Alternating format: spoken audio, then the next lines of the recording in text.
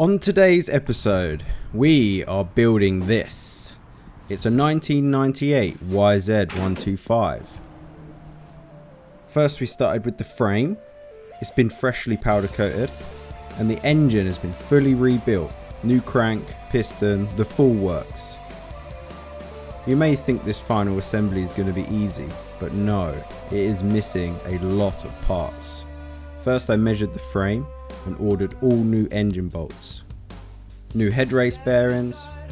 I bought a new top yoke from eBay. A new front master cylinder, a new kill switch, a new clutch lever and a rear master cylinder. Next it was time to see if the new engine bolts fitted. Measured twice and order once. Lovely. Next it was time to move on to the swing arm. New swing arm bearings, linkage bearings. Give it a good final clean up before I put it in the bike. There's so many little things you take for granted when you buy a whole bike, and unfortunately I did not buy a whole bike. I bought a bike in bits, so things like this rubber tank mount needed to be bought, and there's lots of other little things I know I'm missing that I'm going to need to order in the future.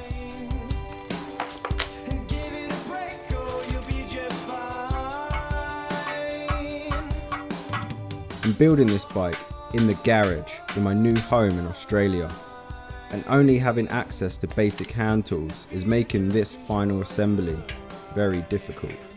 But I'm hoping it will inspire people to finish their own projects in their garages. That being said, I am missing the Mint Customs workshop.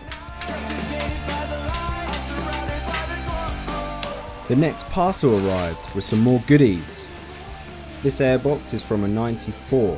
And I later found out it does not fit my bike, so the search for an airbox continues. I found a second-hand rear silencer, should do the job, rear caliper and carrier.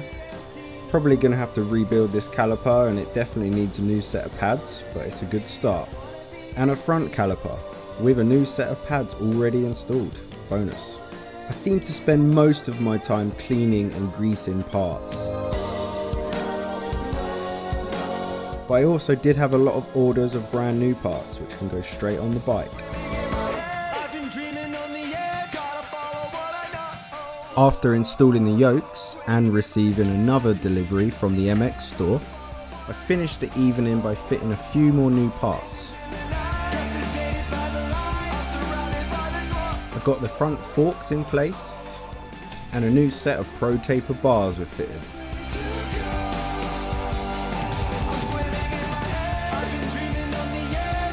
I bet you were wondering what was in the big Yamaha box. Yes, a brand new tank, shipped all the way from Japan. A special thank you to Team Moto Yamaha in the Gold Coast for ordering all these new Yamaha bits for me. Okay, day 2, and this is how far we've got with the project. The goal for today is to try and get this bike rolling, so I don't have to keep carrying it around the garage. I've pressed in all new bearings into the swing arm linkage and that's ready to go in.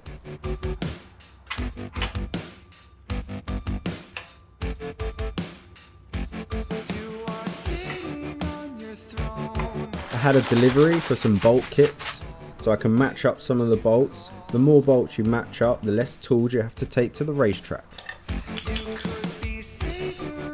Foot pegs installed. New chain adjusters. I hope I clean out that dirt from the swing arm. It's annoying me looking at it right now.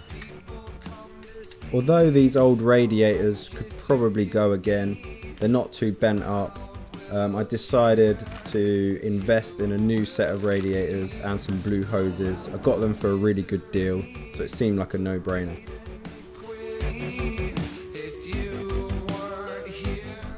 One thing I wasn't able to find anywhere on the internet or from the Yamaha dealership was this top bracket, engine bracket. I managed to measure the frame and measure the engine and order a bolt set for it, but I'm hoping my friend Matt at Kennedy Motorcycles can make me some really cool engine brackets for this. See the brand new crank in there, comrod and piston. A final check that the engine is turning over okay with all the new parts before I fit the reed valves. A bit more two-stroke in there for when it first starts up. Check the reed valves as well, make sure there's no gaps in them or anything. They look good, in good condition.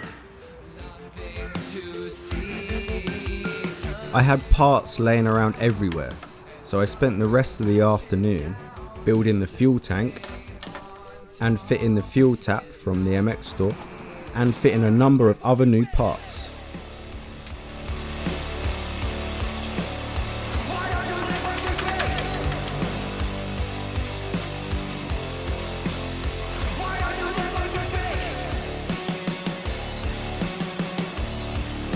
I always recommend lock wiring grips rather than gluing them.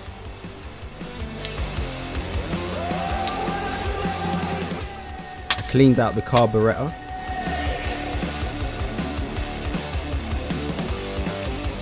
and kept all the settings standard.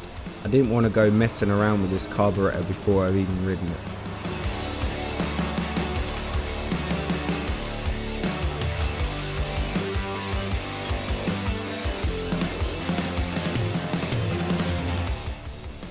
I cleaned and retaped the wiring loom, which didn't take too long considering there's only about 6 wires. I cleaned the powder coat off of the earthing points with the coil and wired in the new kill switch.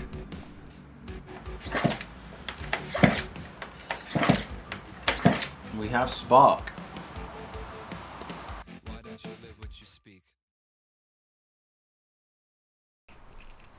Day 3 and I still haven't received any new tyres in the post. So having this bike rolling is still not an option, and it's getting heavier by the day. I decided to spend the morning working on the engine some more. I got the coolant, I have the gearbox oil and some 2-stroke oil to pre-mix. And while Harry was doing the gearbox oil, a parcel arrived. Thanks MX Store yet again for another swift parcel delivery. I got more carburettor hose to finish the carb, radiator guards, a new set of brake pads, a gold 520 chain and a rear shock guard, also an air filter. I clipped in the new radiator guards and then it was time to work on the rear shock. I had the shock serviced at Radar's Performance.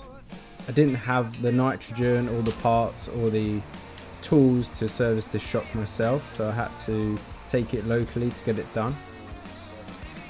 I painted the spring and fitted it with 6mm preload, and then I'll check the static sag and the rider sag once it's in the bike.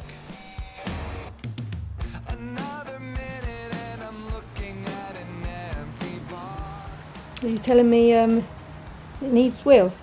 Yeah, we're going to go without food for a few weeks so I can buy some wheels.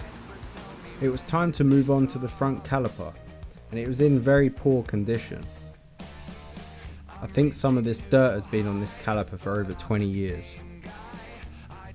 But with a new set of caliper seals, new set of pads, and some new stainless steel Allen key bolts, I had it fitted in no time.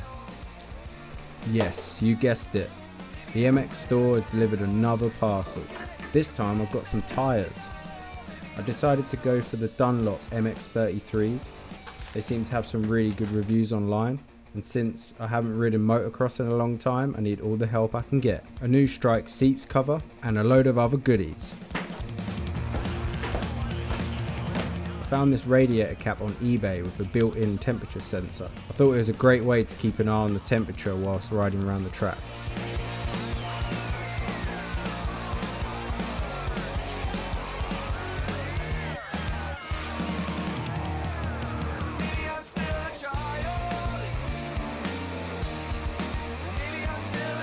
It's like Christmas for you, isn't it? Love box of bolts. Got many boxes of bolts now.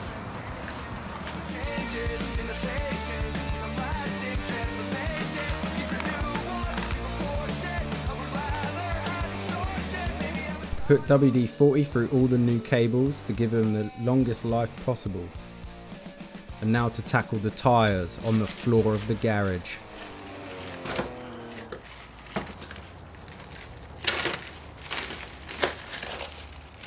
These wheels have been powder coated. They were powder coated when the frame was done, which is before I got the bike.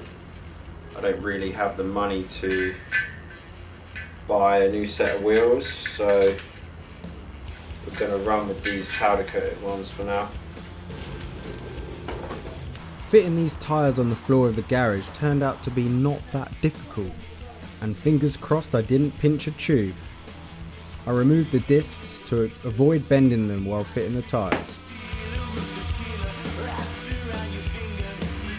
I set the tyre pressures to 20 psi and fitted them into the bike for the first time.